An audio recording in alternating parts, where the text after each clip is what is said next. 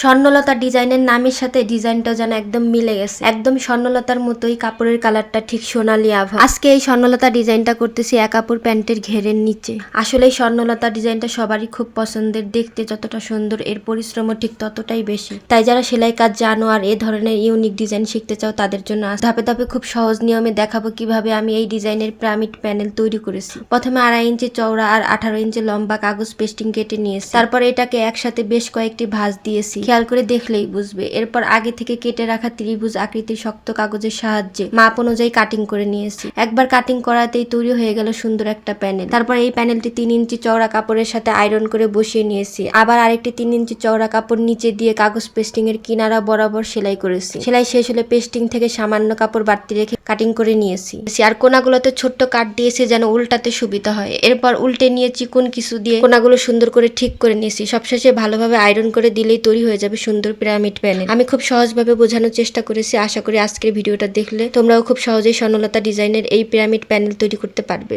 Thanks for watching my video.